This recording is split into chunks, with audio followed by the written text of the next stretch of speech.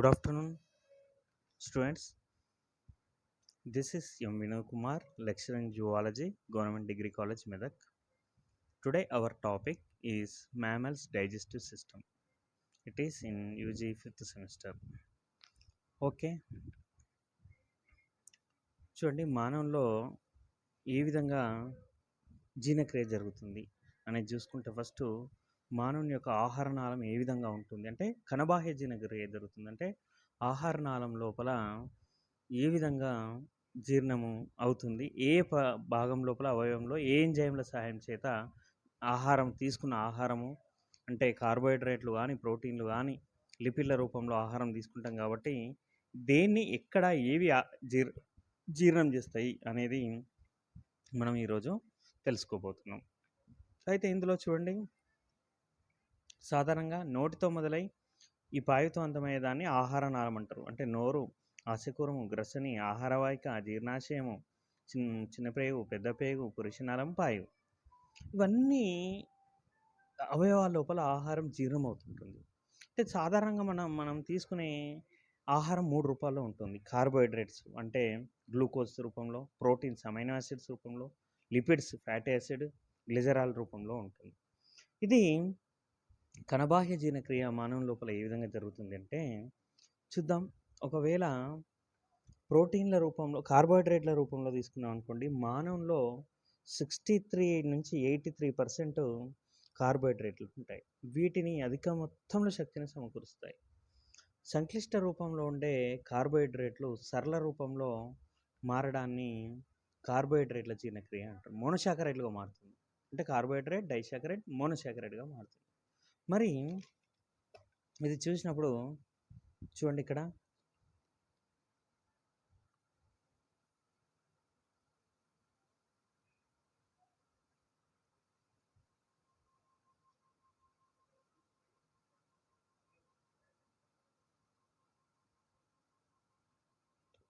చూడండి, కార్బోహైడ్రేట్ల జీర్ణక్రియలో పాల్గొనే గ్రంథులు ఏంటి?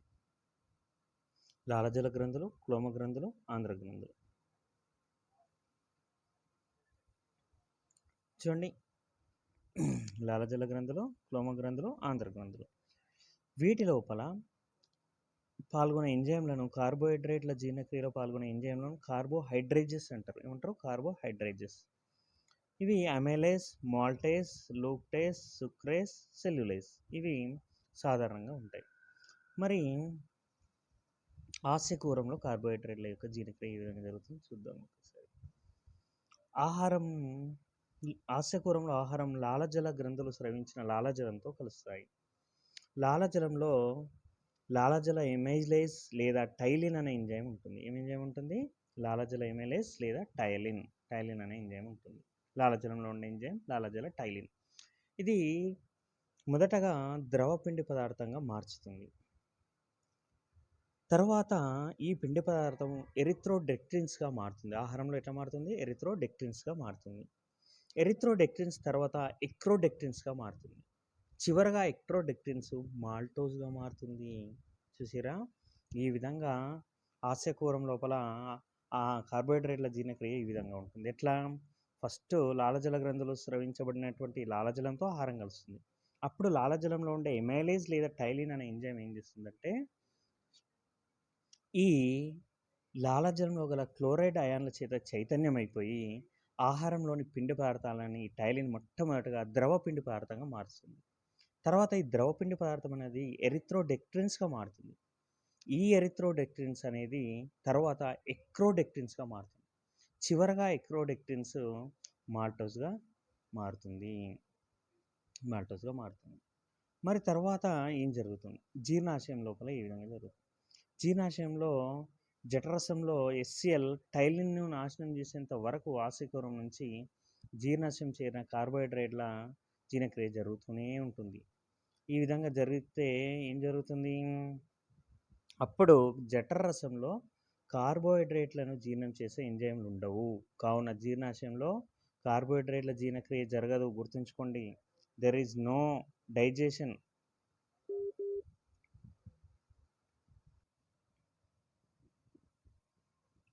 సో ఈ విధంగా మనకు తెలిసిన దాన్ని బట్టి జీర్ణాశయంలో కార్బోహైడ్రేట్ల యొక్క జీర్ణక్రియ జరగదు ఎట్టి పరిస్థితి లోపల. సో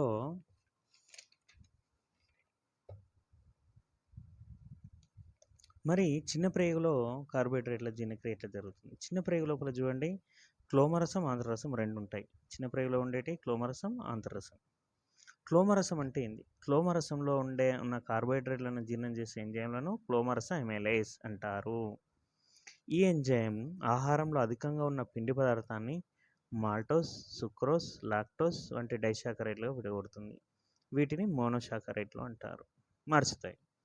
అయితే ఆంత్రరసంలో ఉండే ఎంజైమ్లు ఏంటి? ఆంత్రరస ఎంజైమ్లు ఏంటి అంటే ఆంత్రరస ఎమైలేస్, మాల్టేస్, ఐసోమాల్టేజ్, లిమిటెడ్ డెక్ట్రిన్స్, సుక్రేజ్.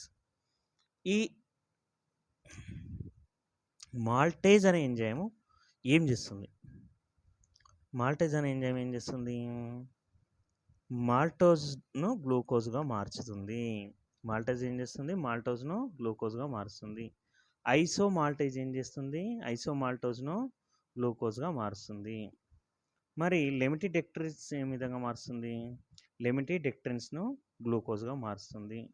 సుక్రోజ్ అనే డైసాకరైడ్ను గ్లూకోజ్ మరియు ఫ్రక్టోజ్ అనే మోనోసాకరైడ్లుగా మారుస్తుంది. సుక్రేజ్ అనే ఎంజైమ్ ఏం చేస్తుంది? సుక్రేజ్ అనే ఎంజైము సుక్రోజ్ను గ్లూకోజ్ మరియు ఫ్రక్టోజ్ అనే మోనోసాకరైడ్లుగా మారుస్తుంది. ఇది మనము తెలుసుకున్నాం. చూడండి ఇక్కడ చూడండి, లాక్టేస్ పిండి పదార్థాలు ఏ విధంగా జీర్ణం కాబడుతున్నాయి చూడండి. పిండి పదార్థాలు క్లోమరస్ ఎమైలేస్ అనే ఎంజైమ్ ఏం చేస్తుందంటే మాల్టోస్, సుక్రేజ్, లాక్టేజ్గా మారుస్తుంది. మరి ఆంత్ర ఎమైలేస్ ఏం చేస్తుంది? డెక్ట్రిన్స్, మాల్టేజ్, ఐసోమాల్టేజ్, లిమిటోడెక్ట్రిన్స్గా మారుస్తుంది. మాల్టోజ్ ఏం చేస్తుంది? మాల్టేజ్ అనే ఎంజైమ్ మాల్టోజ్ను గ్లూకోజ్గా మారుస్తుంది. మాల్టేజ్ ఏం చేస్తుంది? గ్లూకోజ్గా మారుస్తుంది. మరియు ఐసోమాల్టేజ్ ఏం చేస్తుంది? ఐసోమాల్టోజ్ను గ్లూకోజ్ అణువులుగా విడగొడుతుంది. లిమిటోడెక్ట్రిన్స్ ఏం చేస్తుంది? లిమిటోడెక్ట్రిన్స్ను గ్లూకోజ్గా విడగొడుతుంది. తర్వాత ఈ సుక్రేజ్ అనే ఎంజైమ్ ఏం చేస్తుందంటే సుక్రోజ్ను గ్లూకోజ్ మరియు ఫ్రక్టోజ్గా విడగొడుతుంది.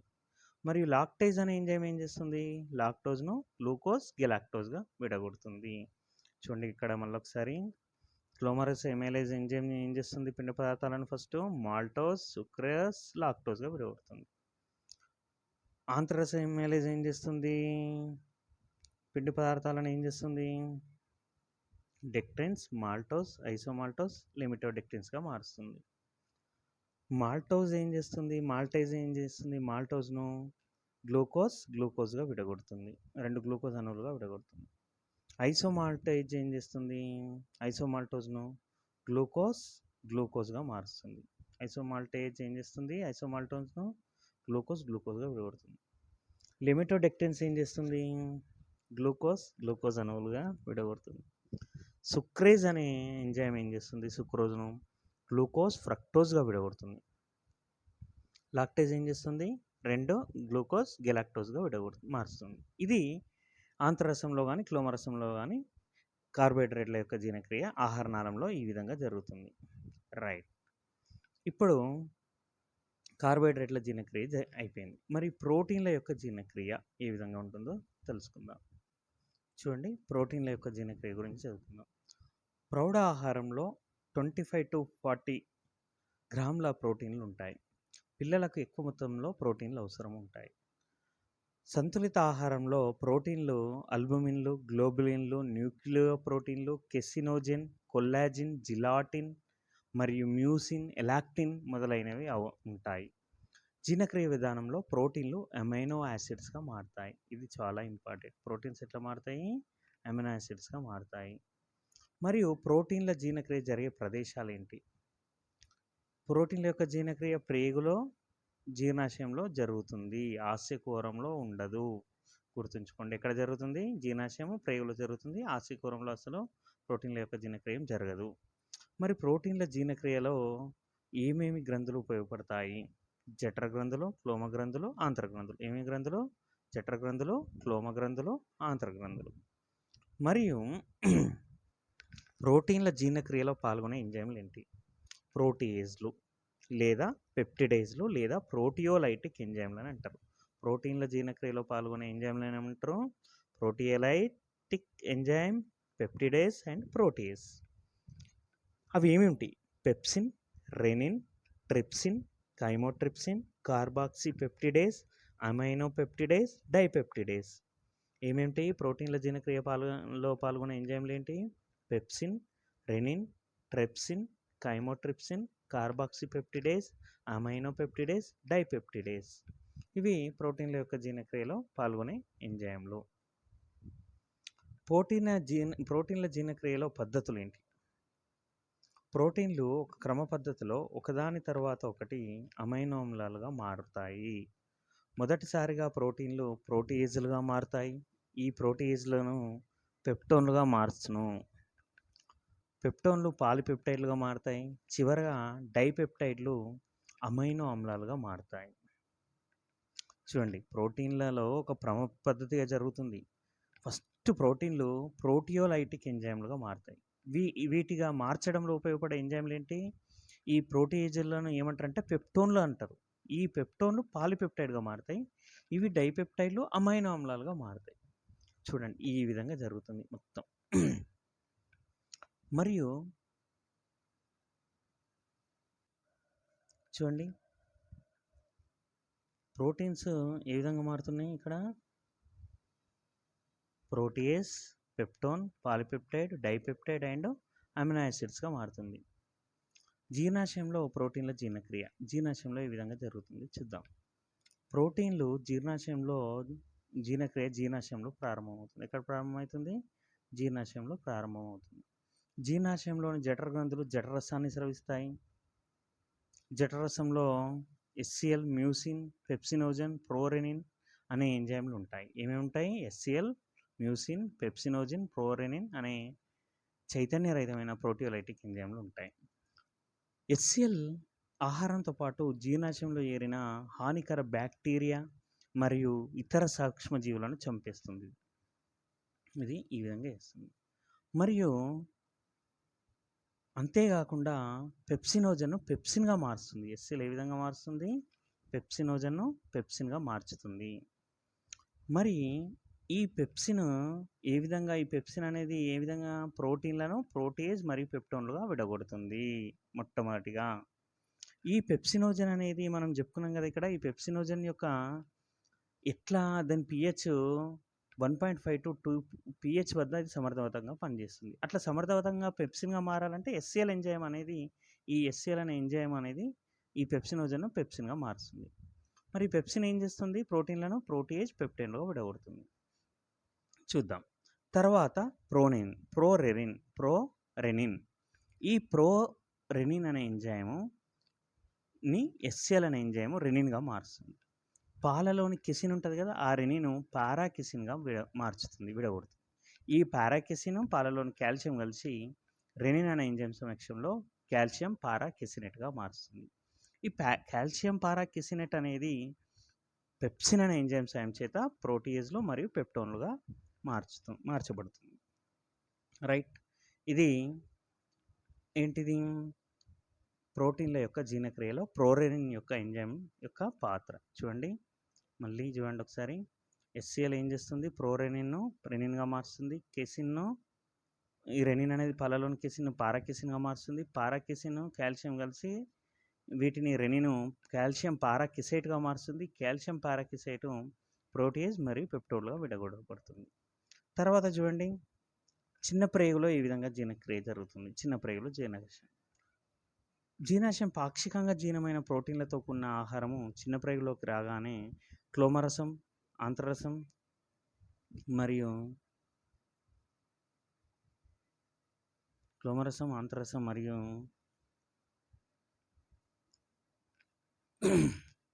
కలుస్తుంది. ఈ ఆంత్రరసంలో క్లోమరసంలో ట్రిప్సినోజన్, కైమోట్రిప్సినోజన్, కార్బాక్సిపెప్టిడైజ్, అమైనోపెప్టిడైజ్, డైపెప్టిడేజ్ అనే ప్రోటియోలైటిక్ ఎంజైమ్లు ఉంటాయి. ఇవి ప్రోటీన్లను జీర్ణం చేసే అమైనో ఆమ్లాలను విడుదల చేస్తాయి. అయితే ట్రిప్సినోజన్ క్లోమరసం నుంచి విడుదలవుతుంది. ఇది చూడండి, ఇంట్రోకైనేజ్ అనే ఎంజైమ్ చైతన్యరహితమైన ట్రిప్సిన్గా మారుస్తుంది. ట్రిప్సినోజను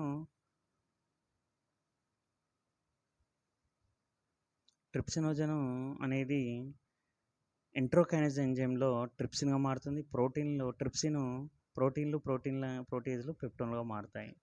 ట్రిప్సిన్ ప్రోటీయేజ్ పెప్టోన్లను పాలీపెప్టైడ్లుగా మారుస్తుంది. ఇది తర్వాత కైమోట్రిప్సిన్ ఏం చేస్తుంది? ట్రిప్సిన్ ఏ విధంగా మారుస్తుందంటే కైమోట్రిప్సిన్గా మారుస్తుంది. ప్రోటీయేజ్ పెప్టోన్లను కైమోట్రిప్సిన్గా మారుస్తుంది, పాలీపెప్టైడ్లుగా మారుస్తుంది. మరియు కార్బాక్సీ పెప్టిడైజ్లు ప్రోటీయేజ్లను పెప్టోజులుగా మారుస్తాయి. తర్వాత పెప్టోన్లను కార్బాక్సీ పెప్టైడ్లు పాలీపెప్టైడ్లుగా మారుస్తాయి. పాలీపెప్టైడ్లు డైపెప్టైడ్లు అమైనో పెప్టైడ్లుగా మారుతాయి. పాలీపెప్టైడ్లు డైపెప్టైడ్లు అమైనో ఆమ్లాలుగా మారుతాయి.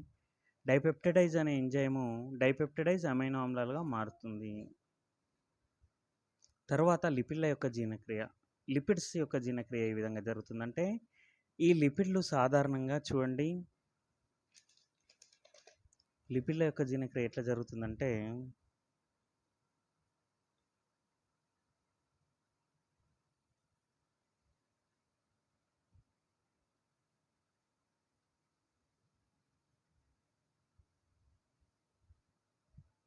లిపిడ్ల జీర్ణక్రియ ముఖ్యమైన జీర్ణక్రియ. ఈ జీర్ణక్రియ సమయంలో క్రొవ్వులు లిపిడ్స్, ఫ్యాటీ యాసిడ్ మరియు గ్లిసరాల్గా మారుస్తాయి. తర్వాత ఇవి జీర్ణక్రియ ప్రేగులో ప్రారంభమై ఆశయకూరంలో క్రొవ్వులు జీర్ణం కావు. మరి ఎక్కడ జరుగుతుంది? చిన్న ప్రేగులో లిపిడ్ల జీర్ణక్రియ జరుగుతుంది. చిన్న ప్రేగులో ఆహార నాళము, పైత్యరసము, ఆంత్రరసం, క్రోమరసంగా మారుతుంది కదా. ఇవి క్షార స్వభావంతో ఉంటాయి. పైత్యరసం కాలేయం నుంచి స్రవించబడుతుంది. ఇది జీర్ణక్రియకు సంబంధించిన ఎంజైమ్లు ఉండవు కాబట్టి ఎలాంటి రసాయన చర్యలు జరగవు. దీంట్లో సోడియం టార్కోలేట్, గ్లైకోలేట్లు ఉంటాయి. మరి కొలైలు, దీన్ని క్రొవ్వుల ఎమల్సీకరణ అంటారు. ఈ క్రొవ్వుల ఎమల్సీకరణ వలన డైగ్లిజరైడ్లు, మోనోగ్లిజరైడ్లు, గ్లిజరాల్లు, ఫ్యాటీ యాసిడ్లు విడుదల చేస్తుంది. అదే మాదిరిగా ఆంథ్రోలైపేజు క్రొవ్వులను ఎమల్సీకరించిన క్రొవ్వులు ఫ్యాటీ యాసిడ్లు, గ్లిజరాల్గా మారుతాయి. శోషణం ఏ విధంగా జరుగుతుంది అనేది మనం చూసుకుంటే, చూడండి,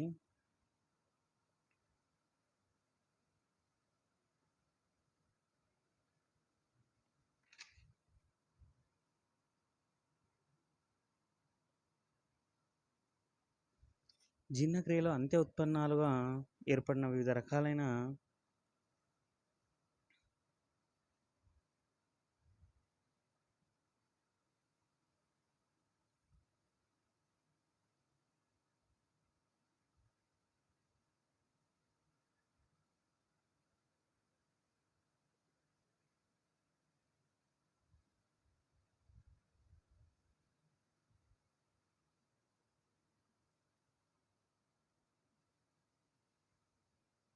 ఆహారమైన శోషణం జరుగుతుంది.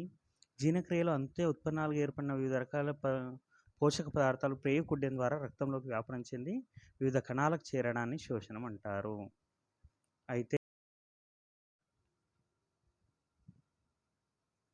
అయితే చూడండి,